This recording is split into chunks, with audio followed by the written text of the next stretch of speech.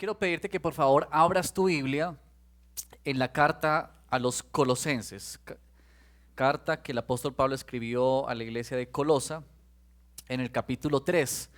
Y quiero pedirte que por favor estés muy atento a esta lectura. Si tienes tu Biblia, por favor sigue esta lectura, o si no, aprecia en las pantallas, ahí tendremos el texto y leamos con mucha atención. Dice la palabra del Señor desde el verso 1 hasta el verso 17 del capítulo 3. Ya que han resucitado con Cristo, busquen las cosas de arriba, donde está Cristo sentado a la derecha de Dios. Concentren su atención en las cosas de arriba, no en las de la tierra, pues ustedes han muerto y su vida está escondida con Cristo en Dios. Cuando Cristo, que es la vida de ustedes, se manifieste, entonces también ustedes serán manifestados con Él en gloria. Verso 5. Por tanto, hagan morir todo lo que es propio de la naturaleza terrenal: inmoralidad sexual, impureza, bajas pasiones, malos deseos y avaricia, la cual es idolatría. Por estas cosas viene el castigo de Dios. Ustedes las practicaron en otro tiempo, cuando vivían en ellas. Pero ahora abandonen también todo esto: enojo, ira, malicia, calumnia y lenguaje obsceno. Dejen de mentirse unos a otros, ahora que se han quitado el ropaje de la vieja naturaleza con sus vicios y se han puesto el de la nueva naturaleza, que se va renovando en conocimiento a imagen de su Creador. En esta nueva naturaleza no hay griego ni judío, circunciso ni incircunciso, culto ni inculto, esclavo ni libre, sino que Cristo es todo y está en todos. Verso 12. Por lo tanto, como escogidos de Dios, santos y amados, revístanse de afecto entrañable y de bondad, humildad, amabilidad y paciencia, de modo que se toleren unos a otros y se perdonen si alguno tiene queja contra otro. Así como el Señor los perdonó, perdonen también ustedes. Por encima de todo, vístanse de amor, que es el vínculo perfecto, que gobierne en sus corazones la paz de Cristo, a la cual fueron llamados en un solo cuerpo, y sean agradecidos. Que habite en ustedes la palabra de Cristo con toda su riqueza. Instrúyanse y aconséjense unos a otros con toda sabiduría. Canten salmos, himnos y canciones espirituales a Dios con gratitud de corazón. Y todo lo que hagan, de palabra o de obra, háganlo en el nombre del Señor Jesús, dando gracias a Dios el Padre por medio de Él. Amén. Bueno, oremos. Señor, te damos gracias por esta palabra. Nosotros nos acercamos a tu escritura, Señor, con reverencia, pidiendo, Padre, que nos ayudes a verte a ti y sobre todo a vernos a nosotros mismos, especialmente cuando leemos un pasaje como este que genera tantas sensaciones en nosotros, muchas veces de frustración y de tristeza. Por el contrario, Señor, permite que tu palabra venga como esperanza para nosotros y que nos ayude, Señor, a vivir la vida que tú ya de por sí nos has dado en Cristo Jesús. Te lo pedimos, Señor. Amén y amén. Bueno, cuando ustedes escuchan esta palabra, santidad, ¿qué es lo que se viene a tu mente? Santidad. ¿Qué es la imagen que viene a tu mente? ¿O cuál es el sentimiento que se produce en ti cuando escuchas santidad? ¿No les parece que a veces nos da como sensación como de temor, como de miedo? Y esta otra pregunta para ustedes hoy al comenzar esta predicación: ¿es para ti algo importante en tu vida? Es decir, ¿la santidad es para ti algo que es importante? ¿Lo consideras? ¿Lo tienes como en tu radar? Sabes que la palabra del Señor nos dice, y el Señor nos dice que Él nos ha llamado a santidad. Recuerden ustedes, por ejemplo, en Levíticos, que dice: sean santos porque yo soy santo. Y también Pedro recoge esta misma idea y la trae para decirnos, recordando el Antiguo Testamento: sean ustedes santos porque el Señor es santo. Una de las características que hace a un creyente es precisamente su vida. Es precisamente cómo vive, cómo habla, lo que piensa, lo que hace. Es eso lo que salta, ¿cierto? Y lo que deja ver. Los escritores bíblicos, desde Génesis hasta Apocalipsis, y como es el caso aquí que acabamos de leer, el apóstol Pablo, nos hablan de este deseo que hay en el corazón que se traduce en exhortación acerca de los hijos de Dios, que estos hijos de Dios vivan de conformidad al evangelio que profesan. A eso se le ha conocido como la santificación. ¿Había escuchado ese término? Santificación. Aquí hablamos mucho de esta palabra. Pero los teólogos han mencionado que esta palabra santificación en la Escritura tiene dos aspectos. Uno es la santificación definitiva. ¿Qué quiere decir eso? La santificación definitiva es el acto único de Dios, singular de Dios, que es una vez y para siempre. Cuando tú llegas a Cristo o Él te atrae a ti, ¿cierto? Y tú renaces de nuevo a esta nueva vida en Cristo, en ese momento Dios dice que tú eres santo. Eres santo. Pablo y otros autores del Nuevo Testamento nos llamaron así, o llamaron así a la iglesia, a los santos que están en tal lugar. ¿Recuerdan ustedes? Y uno se pregunta, ¿cómo es eso? Bueno, es que esta santificación definitiva ha dicho que ya tú y yo somos santos.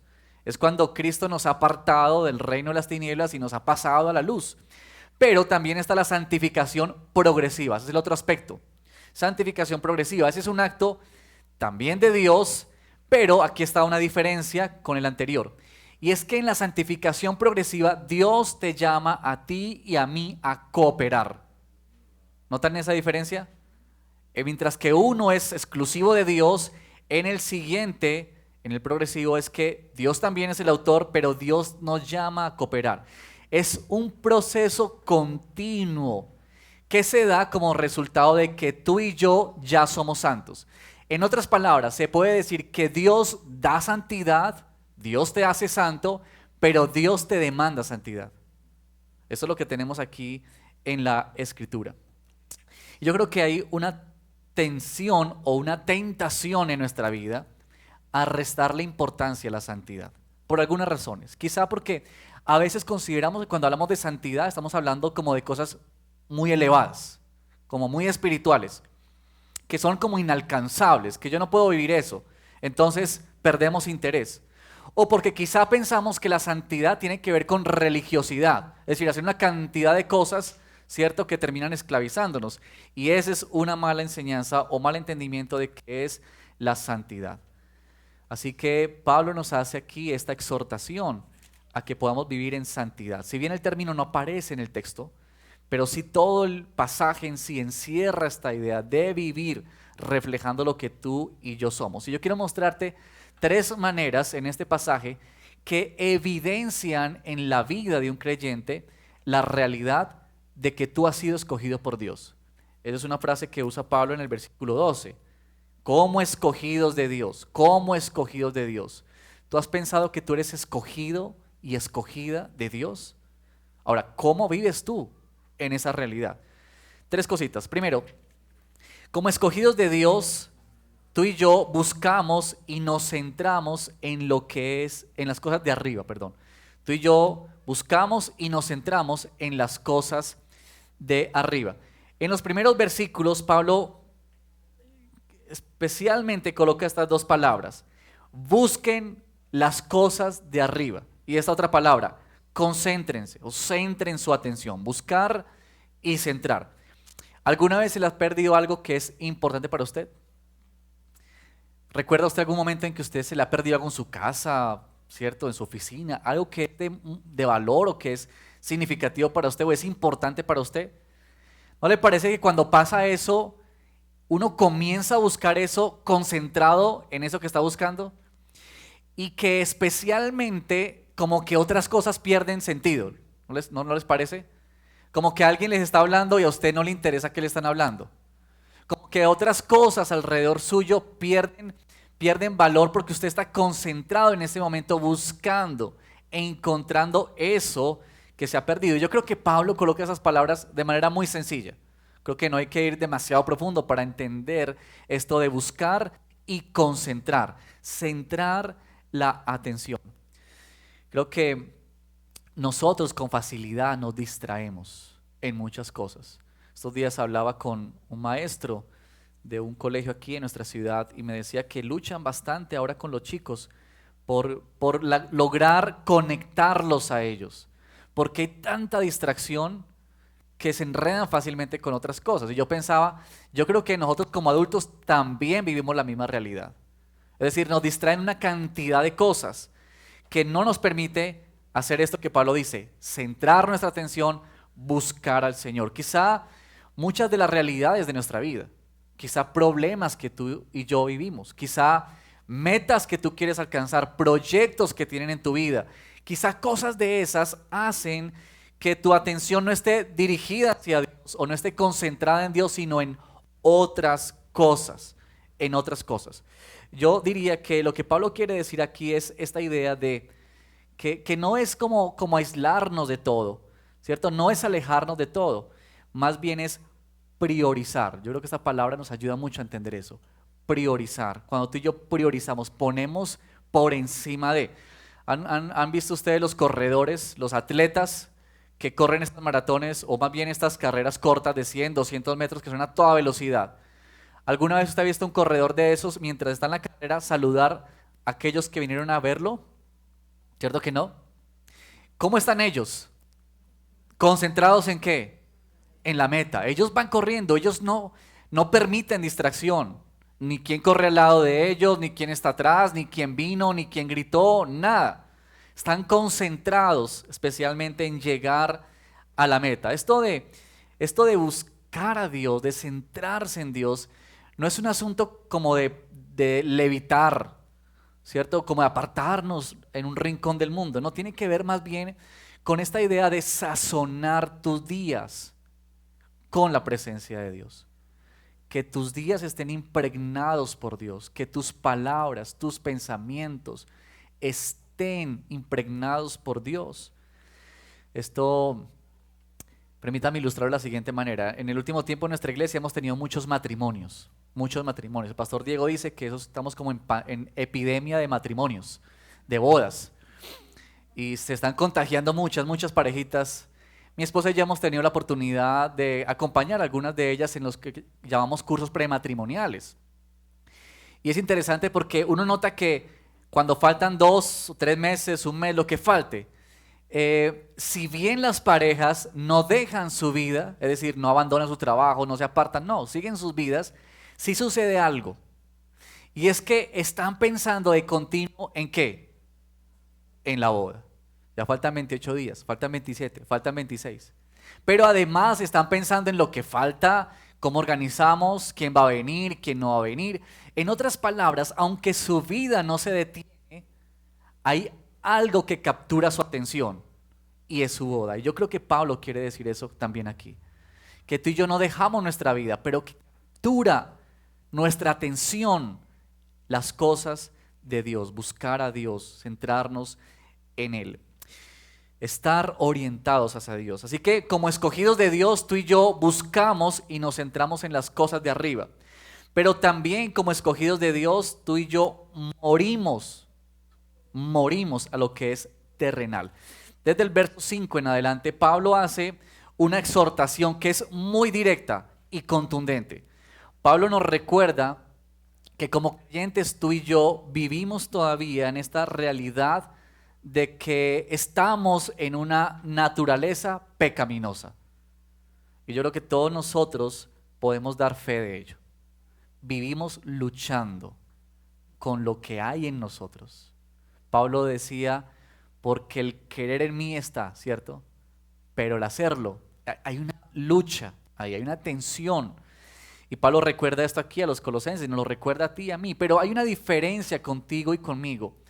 Y es que si bien es cierto que estamos en esa realidad, también es cierto que Dios en Cristo Jesús ha roto o ha destruido esta esclavitud en la que tú y yo estábamos. Es decir, que tú y yo ahora podemos decirle no a la tentación. Mira el versículo 7. Versículo 7, Pablo dice, ustedes, está hablando de estas listas que ya les voy a mencionar, pero dice, ustedes las practicaron ¿cuándo? ¿Ahora? No. ¿Cuándo la practicaron? En otro tiempo.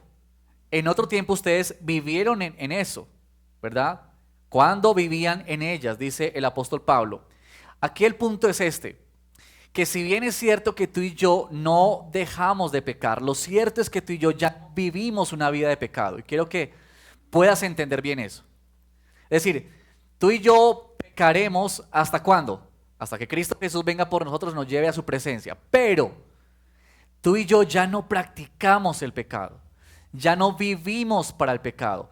En la carta de Juan, la primera carta que Juan escribió, capítulo 3, verso 6, Juan dice, si ustedes han conocido al Señor, ya no practican el pecado. Y si practican el pecado, dice Juan, entonces no han conocido a Dios.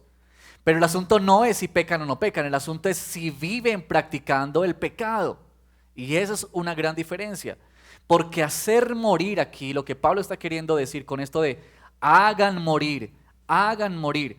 Y mire que Pablo usa otras palabras para señalar esta idea. Abandonen, dice Pablo. Dejen, también dice Pablo. Y hace mención como de que se han quitado, se han despojado de algo. Y este es un asunto, hermanos, de radicalidad. Es un asunto de como de poner el hacha a la raíz de las inclinaciones, a la raíz de nuestros deseos pecaminosos. Pero hay allí una idea como de agresividad, un sentido, como de hagan morir, ¿cierto? En la época en la que Pablo escribió a los colosenses, había una falsa enseñanza. Y en la carta uno puede notar eso, especialmente en el capítulo 2, versículo 23. Él dice de esos falsos maestros que sin duda tienen una apariencia de sabiduría, con su afectada piedad, falsa humildad y severo trato del cuerpo. Y dice Pablo esto, pero de nada sirve frente a los apetitos de la naturaleza pecaminosa. Es decir, ellos creían que por hacer una cantidad de rituales y flagelar su cuerpo, entonces ellos estaban llegando a una espiritualidad mayor. Y Pablo dice, esa no es la ruta, ese no es así. Y parte de lo que Pablo hace aquí es mostrar estas listas que yo quiero mostrarles a ustedes esta mañana. Miren que estas listas dicen, por ejemplo, apártense o hagan morir esto: inmoralidad sexual, impureza, bajas pasiones, malos deseos y avaricia, la cual es idolatría. La segunda lista está en el verso número 8, que dice, abandonen también todo esto: enojo, ira, malicia, calumnia y lenguaje obsceno. Pero lo interesante allí en estas listas es que en la primera lista comienza como de los actos, ¿verdad? Y se dirige hacia las motivaciones, se dirige hacia el corazón. Es decir, comienza con las cosas que se hacen y va hacia el corazón. Noten ustedes, inmoralidad sexual, impureza, y luego va caminando hacia algo más adentro de nosotros, que son deseos pecaminosos, avaricia, que se traduce eso en idolatría, es quitar a Dios del primer lugar, ¿cierto? En la segunda lista, Pablo lo hace al contrario, y lo que hace allí Pablo es poner primero las motivaciones. Noten ustedes allí, ira, enojo, malicia, y va caminando hacia las prácticas, ¿cierto? Lenguaje y todo ese tipo de cosas. Así que esto es muy importante. ¿Por qué? ¿Por qué les hago mención de eso? Porque Pablo no está diciendo simplemente que tú y yo vamos a flagelar nuestro cuerpo o a maltratar nuestro cuerpo para llegar a una espiritualidad como creían muchos. No. Lo que Pablo está diciendo es que este es un asunto del corazón, no solamente de prácticas externas, sino implica dónde se anida eso, se anida en nuestro corazón. Es tratar con asuntos internos de nosotros, es erradicar el problema. De esta manera, hacer morir tiene que ver con un paso más allá. Y es con esto, es con identificar en tu vida y en la mía escenarios que nos exponen a caer en estas listas. Es decir, tiene que ver con algo que se alberga en nuestro corazón, que tiene que ver aquí con nosotros, que es cuando tú y yo abrimos espacios, escenarios, creamos ambientes donde se nos da la ruta que nos conduce directamente a estas cosas, a ese tipo de cosas. Y eso me hacía pensar en que nosotros tenemos que ver cómo estamos proveyendo quizá para eso. Quizá, por ejemplo, la televisión. Quizá muchas veces nosotros tenemos que simplemente apagar el televisor, porque el estar ahí nos abre puertas, nos crea rutas para llegar a estas cosas. Quizás sea conversaciones en nuestras vidas, conversaciones que no debemos seguir teniendo, con personas que de alguna manera lo que hacen es llenar nuestra vida, a condicionar en nosotros escenarios que se prestan para conducirnos a eso. Quizá amistades también en tu vida, amistades que quizá te conducen a esto, quizá la música, saben que la música es muy poderosa en ese sentido, y la música nos conduce muchas veces a este tipo de prácticas, de manera de vida, ¿cierto? Y noten ustedes que en las listas hay unas palabras que son muy escandalosas, como que las escuchamos y temblamos, ¿cierto? Entonces, inmoralidad sexual, bajas pasiones, y decimos como que, uy, terrible eso. Y ahí está esa primera lista que nos parece escandalosa. Pero la segunda lista, ¿no le parece que es más familiar? Ira, enojo, calumnia. Es decir, como que con esas no nos suena tan escandaloso, ¿cierto? Como que de alguna manera convivimos más fácilmente con eso. Y el Señor está diciéndonos en ese sentido que tú y yo necesitamos cerrar, apagar cualquier cosa que de alguna manera se contribuya o contribuya a esto de hacer morir. En otras palabras, podríamos decir que este llamado es apagar o a silenciar nuestra naturaleza pecaminosa, porque esta va a estar ahí. Es decir, no hay que tú y yo vamos a poder matar por completo estos deseos y estas inclinaciones, van a estar ahí. Pero lo que el llamado del Señor es a apagar o a silenciar. Como cuando ustedes y yo hemos estado en escenario donde hay fogata, hay fuego, ¿cierto? Ahí está.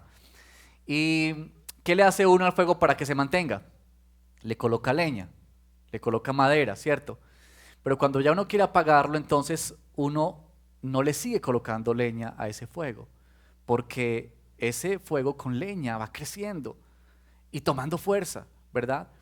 Y yo creo que esta idea que Pablo nos dice aquí es esto, que tú y yo no proveemos, no le tiramos leña a esto que está ahí, que es nuestra naturaleza pecaminosa, que está viva en nosotros, que es voraz, que es agresiva contigo y conmigo, pero que tú y yo debemos apagar y silenciar. Y cada uno de nosotros conoce nuestra debilidad, tú conoces tu debilidad, y debemos pensar en cómo apagamos y silenciamos cosas en nuestra vida que están proveyendo para esto, y que tú dices, yo debo abstener para no seguir colocando leña ahí, porque esto va a seguir creciendo.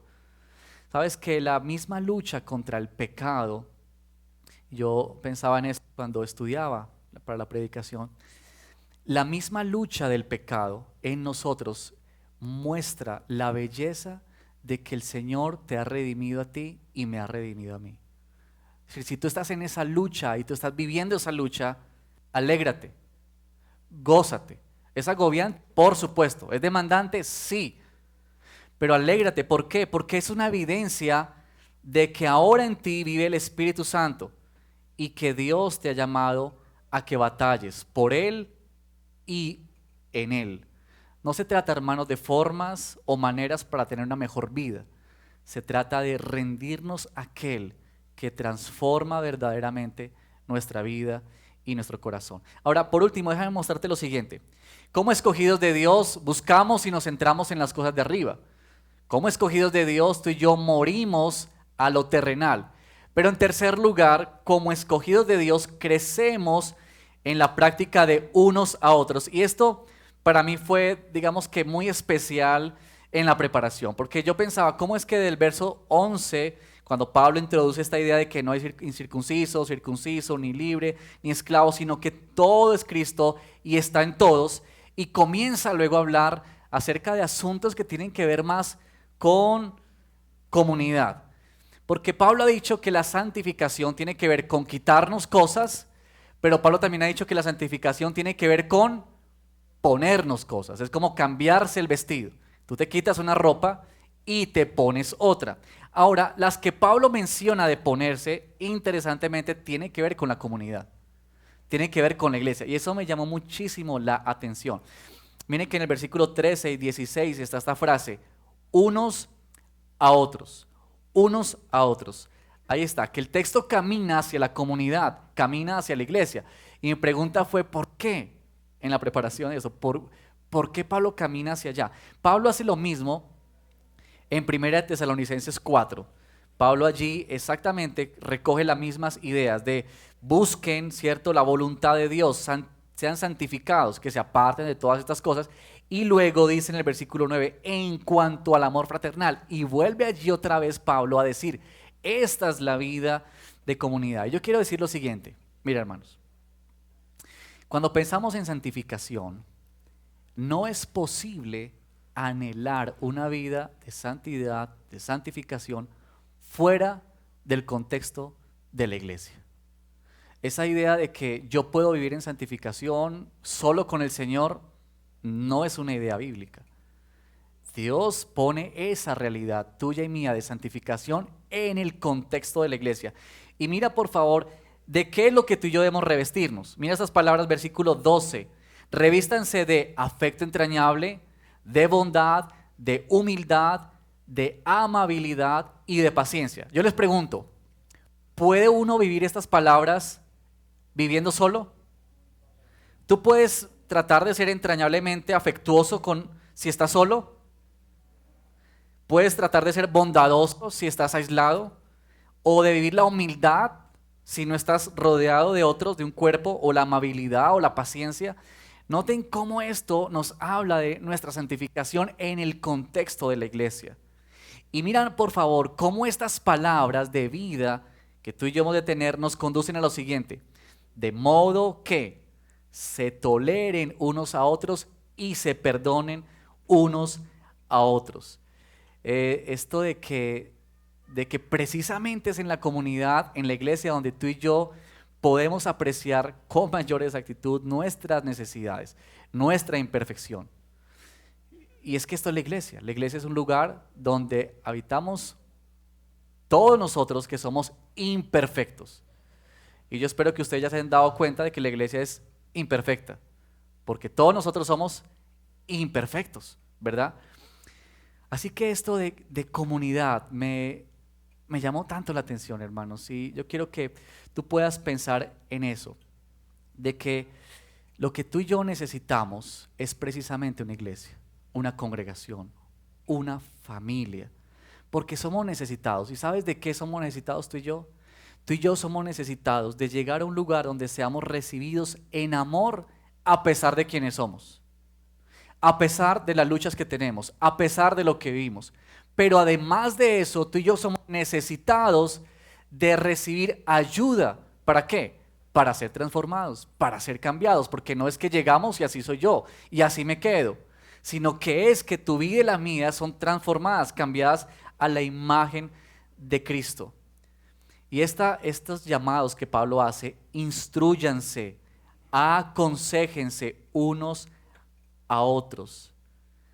Esta realidad de lucha, hermanos, tú y yo no la podemos vivir solos.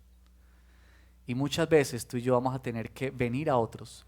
Precisamente esta frase de unos a otros que encontramos en la Escritura fue lo que nos llevó a colocar este nombre de consejería en nuestra iglesia, unos a otros.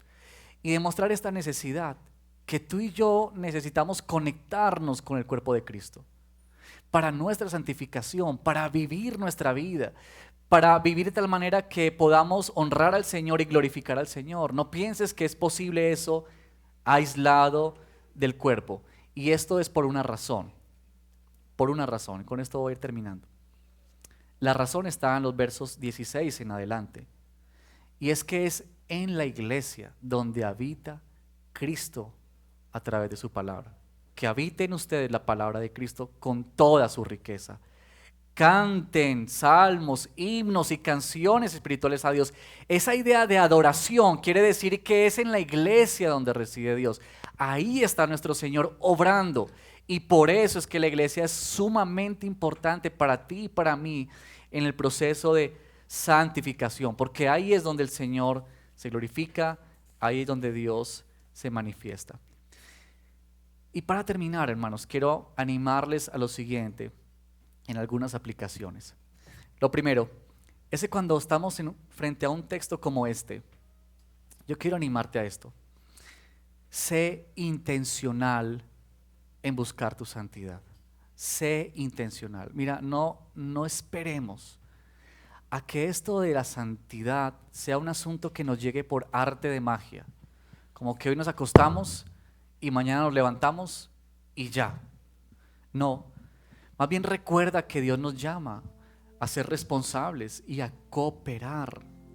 Hemos apreciado claramente en ese texto llamados de Dios, imperativos de Dios, órdenes que Dios nos da a ti y a mí, que Él te da a tu corazón y a mi corazón. Busquen, concéntrense en el Señor, hagan morir, vivan en comunidad, vivan esta realidad de iglesia.